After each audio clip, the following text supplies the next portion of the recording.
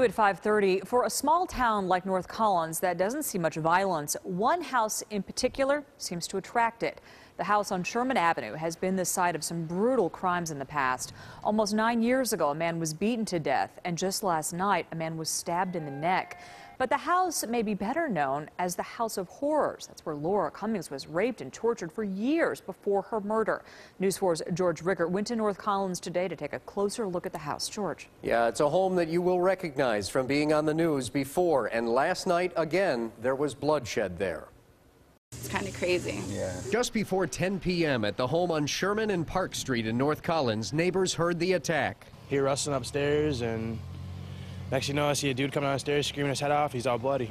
A 38-year-old man was stabbed in the chest, but could only speak Spanish, so police had to find an interpreter. Once they made contact with the suspect, though, he came right outside. When they came outside, he was brought back. He was questioned and subsequently charged with the felony assault. 19-year-old Samuel San Juan is accused of stabbing his roommate, who has since been released from ECMC. Sam seemed pretty cool. I didn't really think he'd stab somebody like that. It is the same house where Laura Cummings was raped, tortured, and murdered by her brother and mother in 2010, and where Jose Fontanez was beaten to death by two men looking for drug money in 2003.